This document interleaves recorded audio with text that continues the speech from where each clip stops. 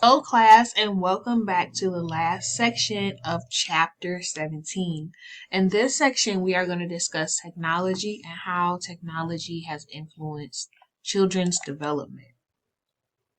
Many people always talk about the negatives of media use, and we are going to discuss that, but it's important to understand that there are positives to children and young adults and adults as well using media.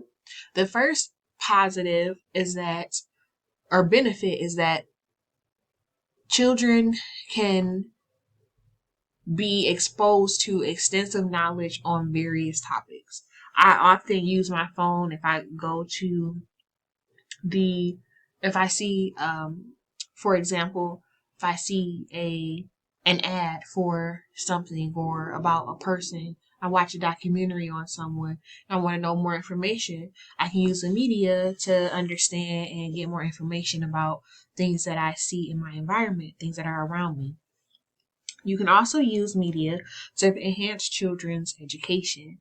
Obviously, as you all are listening to me on here, this is a way that media can be used to enhance children's and adults' education.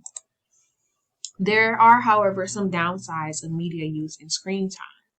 When children or youth in general use a lot of media, youth are often more interested in retrieving information, so just getting information rather than the formation of knowledge. So, for example, youth may just be more interested in getting answers to questions that they may have rather than trying to understand how knowledge is formed, or being critical of the things that they see around them. As you all know, social media can negatively affect mental and behavioral health. There are several studies that show the impact of media use on mental and behavioral health. Also, screen time is sedentary, and so there are some concerns for physical health, which include risk of obesity and disrupted sleep.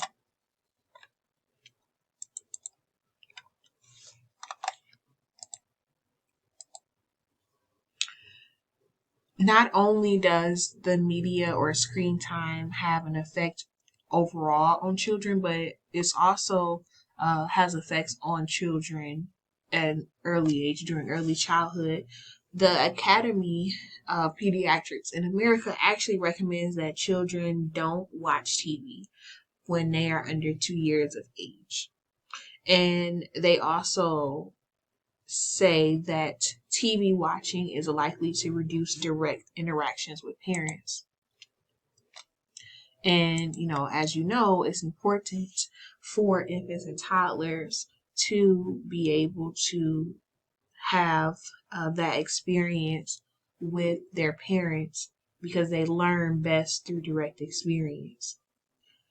Children actually begin to learn from media around the age of 3 years old. So that makes sense why they don't want children under the age of 2 to watch TV, because they usually aren't able to learn from media until around the age of 3 years old.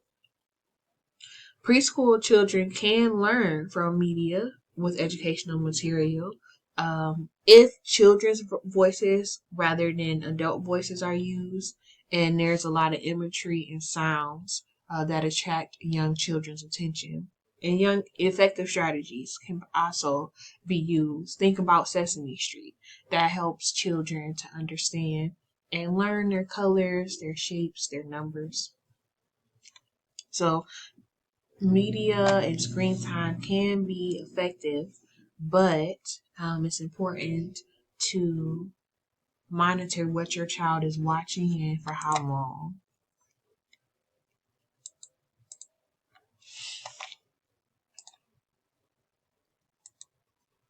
As you can see, according to this chart here, the researchers explored boys that watched educational television when they were in early childhood, and they compared that with their high school grade point average.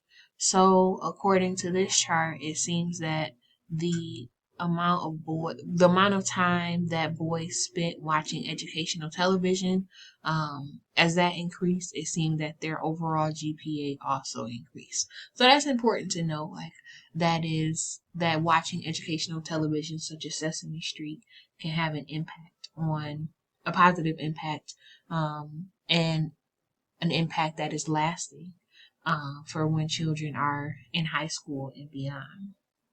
Not only is TV a part of media, or a part of technology as well, but video games are also very influential on children's understanding and development.